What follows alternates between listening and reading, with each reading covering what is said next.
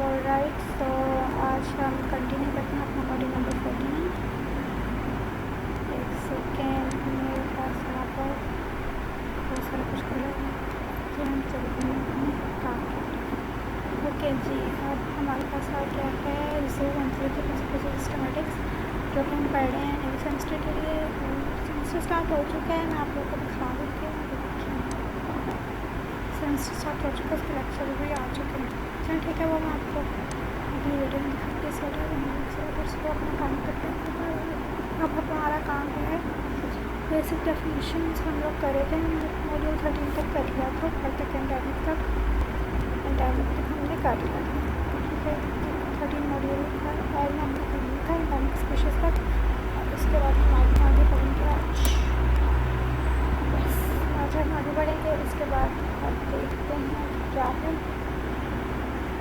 तो अगर आप लोगों ने मेरी फर्स्ट टॉपिक्स की वीडियोस नहीं देखी तो जाकर देख लें। यहाँ पर सारा का सारा कॉन्सेप्ट रिव्यू है, सिर्फ मैं रीडिंग कर रही हूँ और समझ रही हूँ खुद भी, और आपको भी शायद कुछ ना कुछ समझ आ जाए, फ़ायदा हो जाए आपको भी। मेरा तो हो रहा है, खैर आपको भी हो जाए तो ठीक है। फिर चलते हैं आगे। हाँ जी भैया, क्या कहा हुआ है बेसिक डेफिनेशंस, और ये मॉड्यूल नंबर 14 है। बेसिक डेफिनेशंस का नाम है, उसके बाद टीम एक टर्म है। अ टीम इज सब population, a smaller group with in the population that can freely interpret. अच्छा, एक टीम जो है वो एक पॉपुलेशन का छोटा ग्रुप होता है जो फ्रीली इंटरप्रेट कर सकता है। ठीक हो गया, वो जो है ब्रीडिंग परफॉर्म कर सकता है फ्रीली। ठीक है, वापस अच्छा ठीक है। इसके बाद फिर population is usually made of several teams groups that are partially isolated from each other. अब एक पॉपुलेशन जो है ना, उसमें इस तरह के टीम वाले जो ग्रुप्स होते हैं जो कि फ्रीली इंटरप्रेट कर सकते हैं, वो वाले ग्रुप्स बहुत ज़्यादा होते हैं और वो मिलकर के ही एक पॉपुलेशन बनाते हैं। और वो लोग एक दूसरे से पार्शियली आइसोलेट होते हैं, कंप्लीटली तौर पर आइसोलेट नहीं होते, क्योंकि एक दूसरे के साथ उनकी काफ़ी सारे कैरेक्टरिस्टिक मिलते हैं जुलते होंगे, इसलिए वो कम्प्लीटली आइसोलेट नहीं हो सकते, इसलिए पार्शियली आइसोलेट होते हैं। जैसे कि एक फैमिली मेम्बर्स होते हैं, एक फैमिली के मेम्बर होते हैं, बहन भाई जो है वो अलग, तो जैसे बहन भाई, माँ बाप, और फिर आगे जा कर के वो एक पूरी पॉपुलेशन बन जाती है।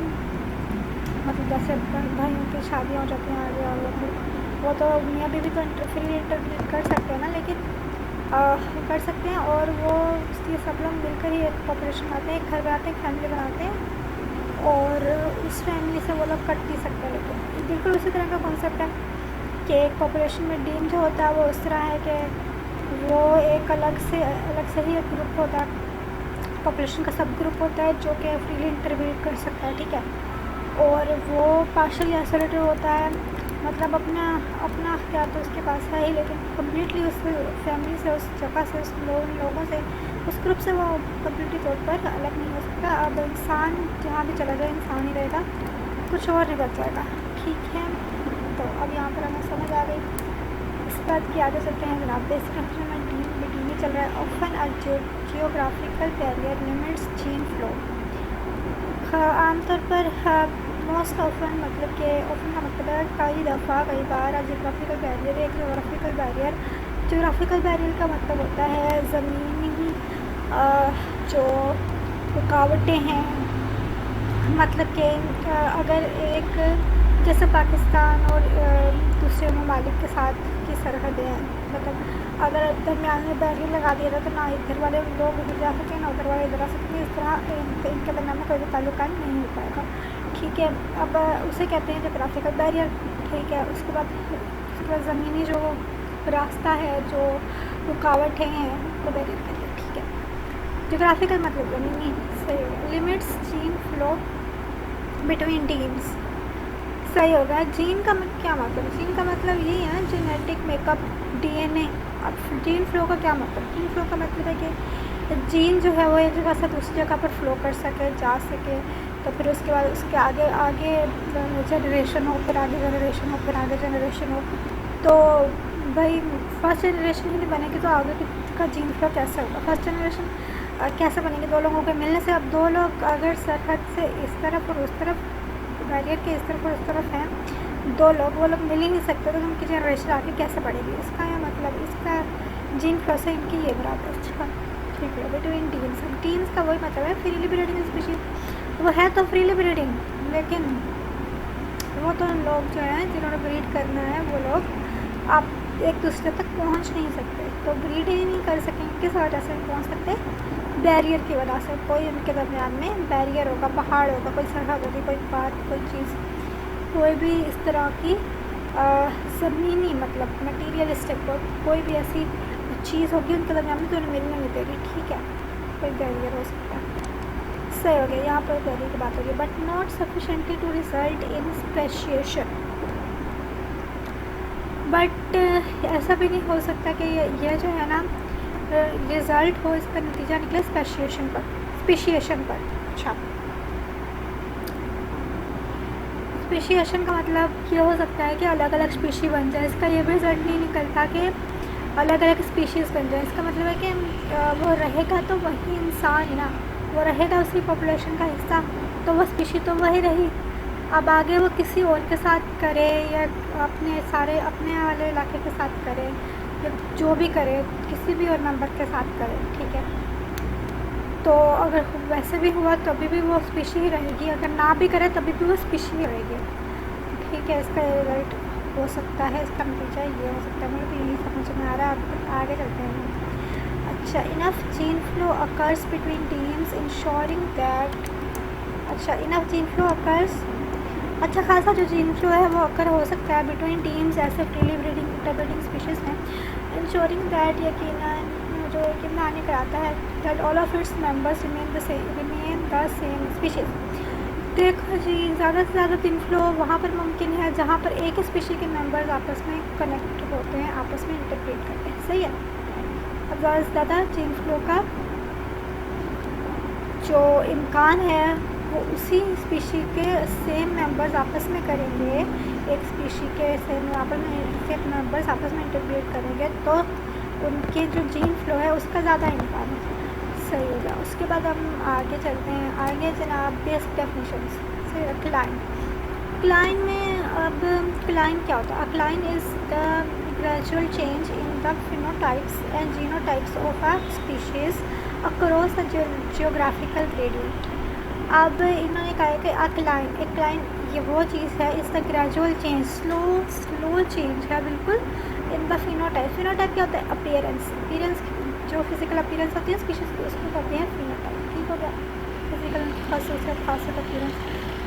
ठीक है, वो होती है फिनोटाइप। एंड जीनोटाइप्स इनकी होती हैं अलील्स वगैरह, जीन्स, डीएनएज, वो सब के सीक्वेंसेस वगैरह, डीएनए के सब कुछ अलग अलग होता है, वो सब कुछ मिलकर जीनोटाइप्स बनाते हैं। ठीक है, उसके बाद हमने पढ़ा था ना अलील 1 अलील 2 क्रोमोसोम्स, उनके जो अलील्स होते हैं वो अलग अलग, वो सब कुछ जीनोटाइप बनाते हैं। उसके बाद फिर जेनेटिक मेकअप भी से कह सकते हैं। सही होगा। बहुत species across geographical gradient. Geographical gradient का मतलब है कि ओवरऑल पूरी दुनिया में ज़मीन की पूरी सतह पर, मतलब अगर हम पूरी दुनिया को देखें तो उसमें फिनोटाइपिकली और जीनोटाइपिकली जो है वो ग्रेजुअल चेंजेस आते हैं स्पीशीज़ में। ठीक है, इसके बाद उसे कहते हैं क्लाइन।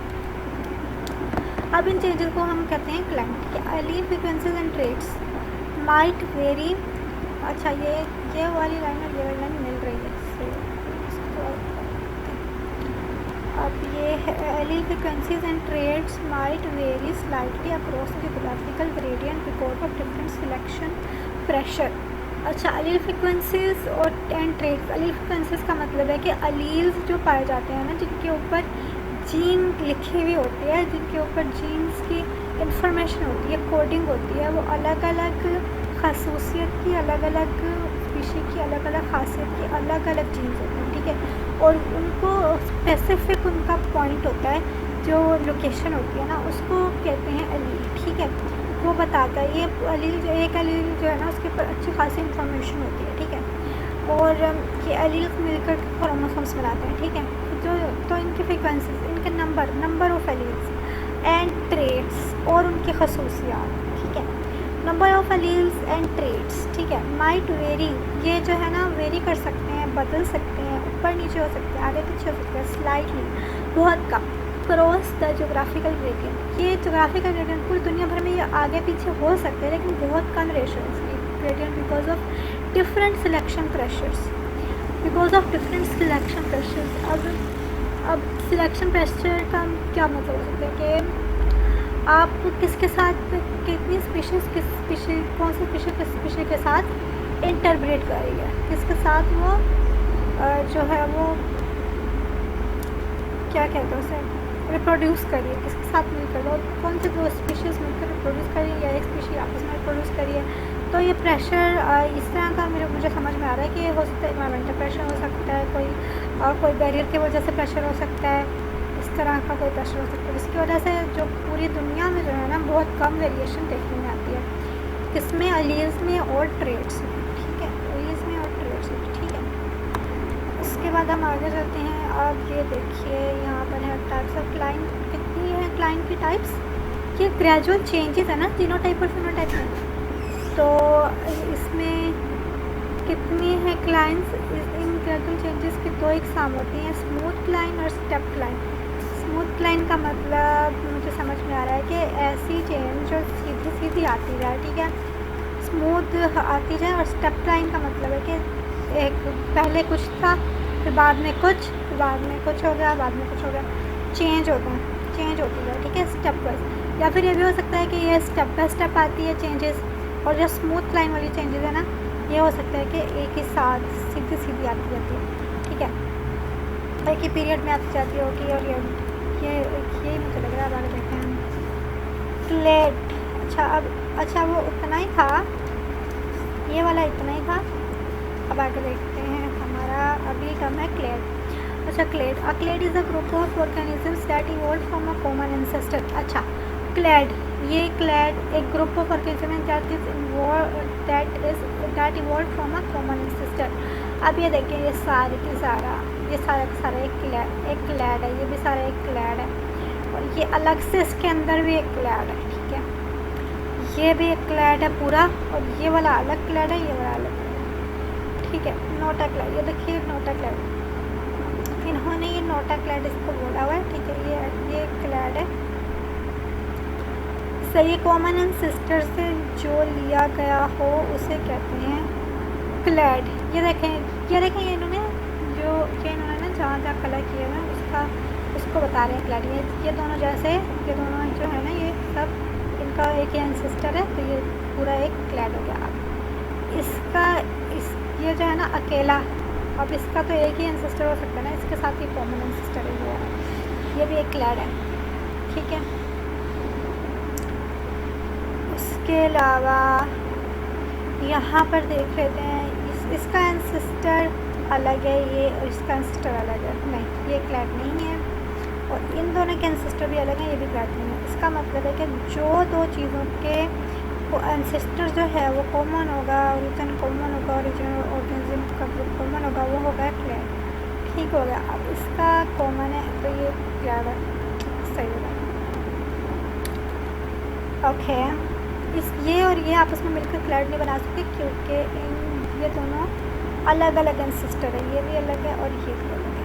ठीक है, अच्छा भाई, मुझे तो यही समझ आ रही है, आपको क्या समझ आ रहा है बताएं। ठीक है, a clade is a group of organism that evolve from a common ancestor.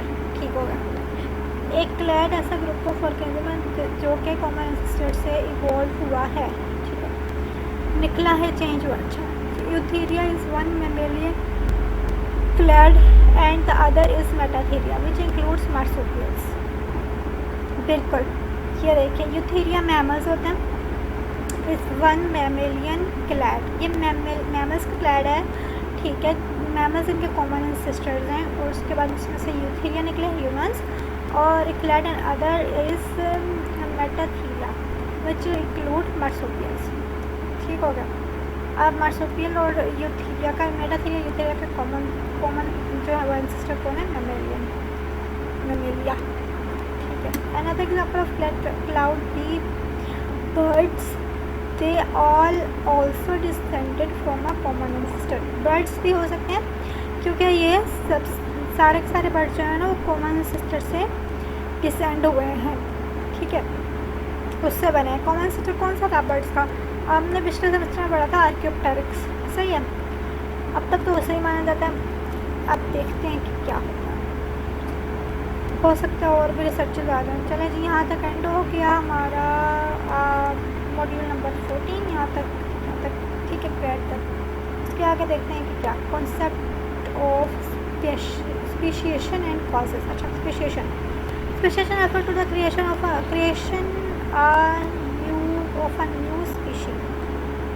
सही हो गया।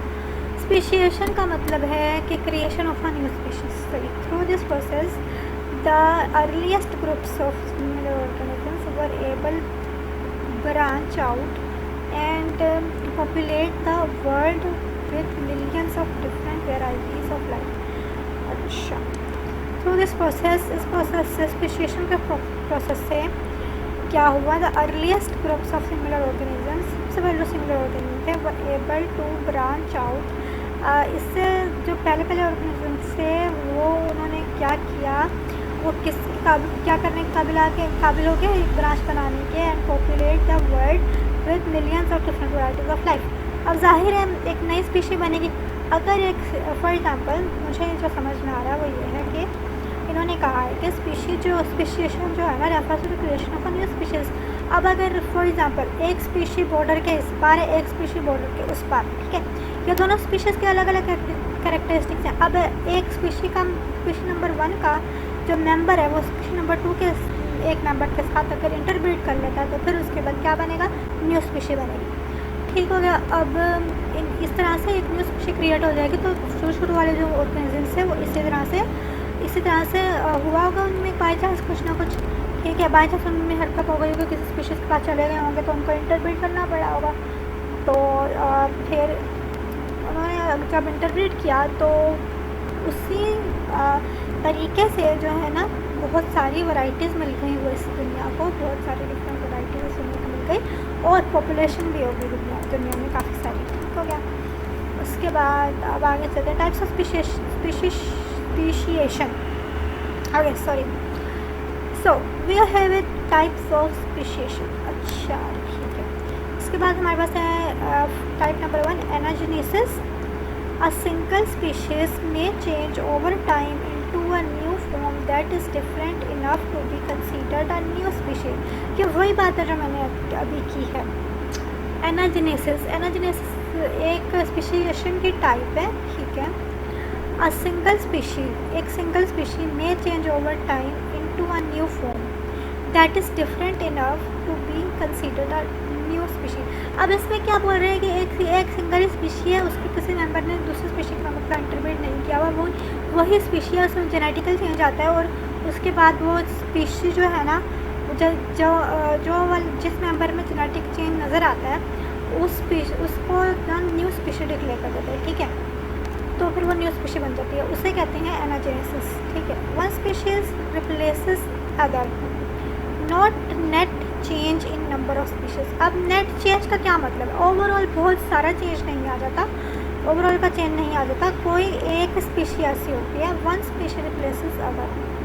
इसका मतलब है कि वो न्यू स्पीशी बन जाती है उस जेनेटिक चेंज की वजह से, किसी एक मेंबर में आएगा, बहुत ओवरऑल सारे मेंबर्स में नहीं आएगा, और वो जो है ना एक एक करके वो एक न्यू स्पीशी बन जाती है और वो पीछे वाली अपनी स्पीशी को रिप्लेस कर देती है, ठीक है तो वही ना, उसी से निकली है ना, तो वो उसे रिप्लेस कर देती है। तो अब ये क्या हो गया, ये इसको हम कहेंगे सारे प्रोसेस को एनाजेनेसिस, ठीक है। स्पेशिएशन की फर्स्ट टाइप। अब टाइप्स ऑफ स्पेशिएशन में अगला है क्लैडोजेनेसिस।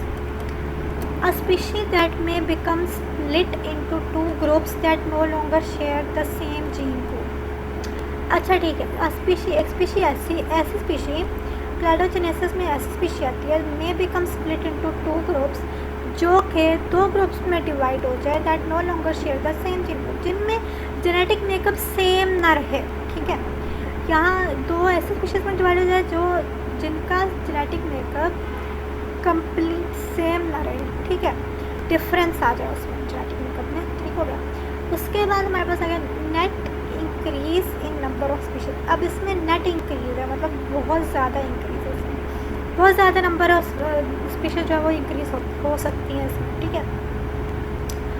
अब उसके बाद इंक्रीज़ इन डाइवर्सिटी, जैसे कि इंक्रीज़ इन डाइवर्सिटी, अब जैसे कि पहले कॉमन सिस्टर्स हैं उनसे फिर मुख्तलिफ वैराइटीज़ वाले मुख्तलिफ कैरेक्टरिस्टिक्स वाले जो है वो निकले, तो उनका कैरेक्टरिस्टिक्स में जो हमने पढ़ा क्लासिफिकेशन में कि हम जब डिफ़र करते हैं कोई किसी भी चीज़ को तो किसी भी ऑर्गेनिज्म को, तो उनके हर चीज़ देखते हुए डिफ़र करते हैं, यहाँ तक कि उनका जेनेटिक मेकअप भी देखते हैं। ठीक है, अब जेनेटिक मेकअप जिसका डिफरेंट होगा, ठीक है, अब वो जीन पूल उनका सेम तो नहीं होगा। जीन पूल का क्या मतलब है? जीन पूल का मतलब है कि सारी जीन्स, जहाँ पर सारी की सारी जीन्स अवेलेबल हो, अब उन जीन्स में से अगर कोई थोड़ी बहुत डिफरेंस आ जाएगा तो वो सेम तो नहीं रहेगी ना, उसके साथ साथ फिर जेनेटिक मेकअप डिफरेंट हो जाएगा दोनों का, एक से दूसरे का। ऐसा है कि डीएनए की एक बेस भी, अगर डीएनए की एक बेस भी इधर से उधर हो जाए तो रिप्लेस हो जाए या अलग हो जाए या कट जाए तो पूरा का पूरा मेकअप चेंज हो जाता है, पूरा का पूरा सीक्वेंस चेंज हो जाता है। तो उसका वही जो है ना सीक्वेंस, उसी की बात यहाँ पर हो रही है in my opinion. So I think I am getting it very well. So आप लोग भी, मुझे लगता है आप लोगों को समझा रही होगी। ठीक है, अब ये जो इंक्रीज़ है ये विथ टाइम बहुत ज़्यादा हो सकता है, बहुत ज़्यादा नंबर ऑफ ऑर्गेनिजम्स के हो सकते हैं। और अब हम चलते हैं अब इसका कॉजेज़ ऑफ स्पेशिएशन। अच्छा, ये वही है ना कॉजेज़ ऑफ स्पेशिएशन। अब देखते हैं हम लोग इसमें कितने पॉइंट्स हैं। Geographical isolation first point, behavioural isolation second point, reproductive isolation third point. अच्छा भाई, अब देखिए अब हमने देखा ना कि कॉजेज़ क्या हो सकते हैं। जियोग्राफिकल के क्या मतलब है? ज़मीनी आइसोलेशन, मतलब कि ज़मीन पर कुछ लोग रह रहे हैं तो वो एक दूसरे से अलग हो जाते हैं, एक बॉर्डर के उस पर चला गया और कोई और कुछ लोग जो है ना बॉर्डर के इस पर आ गए, तो ये उनकी आइसोलेशन होती है, ज़मीनी आइसोलेशन। ठीक है, किसी भी बैरियर की वजह से हमने ऊपर भी पढ़ा। उसके बाद फिर बिहेवियरल आइसोलेशन इस तरह से हो सकती है कि अगर किसी एनिमल के बिहेवियर में जो है ना एग्रेसिव बिहेवियर और दूसरा जो है उसका पार्टनर, उसका बिहेवियर बहुत पोलाइट है या फिर उसका भी एग्रेसिव बिहेवियर, तो हो सकता है या तो उन दोनों के आपस में दम देना या फिर वो दोनों एक दूसरे को मार दें, एक दूसरे को कत्ल कर दें या फिर एक दूसरे से अलग हो जाएं किसी भी वजह से, तो वो उनका बिहेवियरल चेंज हो जाएगा। वो मतलब कि अगर जैसे कि बर्ड्स का हम देखें तो बर्ड्स को तो हमेशा तो वो एक ही जगह पर नहीं रहते, वो चेंज कर देते हैं अपनी जगह। अब अगर तो एक बर्ड जो है वो अपने पार्टनर से इस ट्रैवल की वजह से अलग हो जाता है तो उसके बिहेवियरल चेंजेस होगा। ठीक है, या फिर उसके अंदर कोई और चेंजेस आ सकते हैं बिहेवियर की वजह से। ठीक है, तो उसे कहते बिहेवियरल आइसोलेशन, वो खुद को ना सब लोगों से अलग कर लेता है। ठीक है, वो ऑर्गेनिज्म अपने आप को सब लोगों से अलग कर लेता है अपने बिहेवियर की वजह से। ठीक है, उसके बाद फिर रिप्रोडक्टिव आइसोलेशन। इसका मतलब है कि एक ऑर्गेनिज्म ने अपने पार्टनर के साथ में ही, जिसके साथ वो चाहता है वो उसी के साथ ही रिप्रोड्यूस करेगा, उसी के साथ ही वो इंटरमिट करेगा, उसके बाद फिर मतलब रिप्रोडक्शन होगी। ठीक है, और हर एक ऑर्गेनिजम्स की अलग अलग रिप्रोडक्टिव अप्रोच होती है। ठीक है, रिप्रोडक्टिव उनका साइकिल, उनका सब कुछ अलग अलग होता है, तो ये बात भी ऑर्गेनिज्म को आपस में आइसोलेट कर सकती है एक ऑर्गेनिज्म को दूसरे ऑर्गेनिज्म से। ठीक है, तो वो ये भी आइसोलेशन मुमकिन है किसके लिए? स्पेशिएशन के लिए, न्यू स्पेशी क्रिएट करने के लिए। सही हो गया,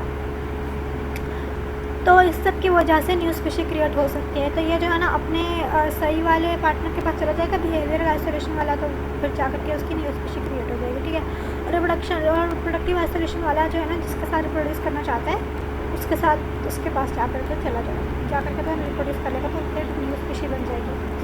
मुमकिन है कि उसकी अपनी स्पीशीज़ के अंदर ही चेंजेस आ जाएँ और वो उसी की न्यू स्पीशी बन जाए और वो रिप्लेस हो जाए। और ये भी मुमकिन है कि वो रिप्लेस ना हो।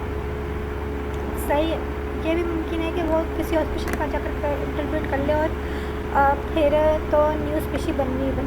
ठीक है, इसके बाद हम चलते हैं आगे हमारा है concept of speciation and causes. अच्छा, टाइप्स ऑफ स्पेशिएशन। स्पीशिएशन की टाइप्स, यहाँ पर और भी टाइप्स है स्पीशिएशन की, चलो सही हो गया। Allopatric speciation, peripatric speciation, sympatric speciation and parapatric speciation. ठीक है, पेरिपेट्रिक, एलोपैट्रिक, सिम्पेट्रिक और पैरापेट्रिक स्पीशिएशन। एलोपैट्रिक स्पीशिएशन में क्या है? The most common form of speciation, अच्छा सही, occurs when population of a species become geographically isolated. अच्छा, एलोपैट्रिक स्पीशिएशन जो है वो कब अकर होती है? When population of a species become geographically isolated. अगर पॉपुलेशन ऑफ अ स्पीशीज अगर कोई पॉपुलेशन जो है जियोग्राफिकली आइसोलेट हो जाती है तो फिर कौन सी स्पीशी अकर होगी? उसके नतीजे में जो स्पीशी बनेगी वो क्या होगी? एलोपैट्रिक। ठीक हो गया। उसके बाद फिर हमारे पास आ गया एलोपैट्रिक स्पीशिएशन। अब when population become separated gene flow between them ceases. अच्छा ठीक है, सीजेस का मतलब है कि रुक जाता है। Over time the populations may become genetically different. ठीक है, पॉपुलेशन में become over time, by the time just time गुजरता जाता है तो वो लोग आपस में डिबेट करना शुरू करते हैं, तो फिर इसका जेनेटिकली जो है ना उनका मेकअप थोड़ा डिफरेंस आने लग जाता है। ठीक है, ये मुझे समझ आ रही है। ठीक है, उसके बाद फिर for example speciation is the Galapagos finch. Galapagos finch में जो स्पीशिएशन है ना वो अभी मैंने यहाँ पर डायग्राम से समझाया हुआ है। देखो स्पीशी ये है, फॉर्मेशन ऑफ बैरियर फॉर्म हो गया। ठीक है, रिप्रोडक्टिव आइसोलेशन। ठीक है, इसकी अलग हो गई, इसकी अलग हो गई, सही। उसके बाद स्पीशी बी बन गई और स्पीशी ए बन गई। ये देखो यार, ये देखिए ये आइसोलेट हो गए थे, ये भी आइसोलेट हो गए थे। इनकी स्पीशी एक अलग से बन गई और इनकी स्पीशी अलग से बन गई ड्यू टू बैरियर होने की वजह से, अलग होने की वजह से। ठीक हो गया। उसके बाद फिर different species of these birds live on different islands. सही हो गया। देखा इन्होंने बर्ड्स की जो है वो एग्जाम्पल दी। बर्ड्स की डिफरेंट स्पीशीज डिफरेंट आइलैंड पर रहती हैं। The finches are isolated from one another by the ocean. Finches जो है वो आइसोलेट कर दी जाती हैं एक दूसरे से ओशन की वजह से। ठीक है, आइसोलेट हो जाती हैं, अलग हो जाती हैं। Over millions of years each species of finch developed a unique beak that is specially adapted to the kinds of food it eats. Of course, ये इन्वायरमेंटल फैक्टर हो सकता है इसका भी, कि मतलब वो खा रही है, खाते खाते मतलब जो फूड उसको अवेलेबल होगा उसी तरह के उसकी फूड बन जाएगी। ठीक है, ये और ये जेनेटिक मेकअप के साथ, जीन फ्लो के साथ होता है। ये बहुत स्लो प्रोसेस है। अभी हम देख सकते हैं ये क्या हुआ। एक तो ये पॉपुलेशन थी, ठीक है, फिर इसमें बैरियर आ गया। सही है, ये बैरियर आ गया। उसके बाद ये अलग हो गई, ये अलग हो गई। फिर इसकी स्पीशीज जो बनी वो अलग, इसकी स्पीशीज जो बनी वो अलग। अब इन्होंने किसी और के साथ इंटरप्रेट किया हो गया, इनके अंदर की जेनेटिक मेकअप ही इधर उधर हो गया होगा। ठीक है, चेंज हो गया होगा, तो इसलिए इसका रिजल्ट ये आया। ठीक है, और ये दोनों ही पॉसिबिलिटीज हो सकती हैं मेरे ख्याल में, तो जैसे कि ऊपर से हम लोग पढ़ते हुए आ रहे हैं। चला जी, अब 17 मॉड्यूल स्टार्ट है। Sympatric speciation. अब सिम्पेट्रिक स्पीशिएशन है। सिम्पेट्रिक स्पीशिएशन देखते हैं कितना रहता है, कितनी रहती है स्पीशिएशन, कहाँ तक जाती है। पैरापेट्रिक और पेरीपेट्रिक रहता है इसके बाद। हाँ, पेरीपेट्रिक 19 मॉड्यूल तक जो है वो पेरीपेट्रिक जो है वो चलेगी। तो हम ऐसे करते हैं कि 19 मॉड्यूल जो 17 मॉड्यूल है उससे स्टार्ट करेंगे नेक्स्ट वीक।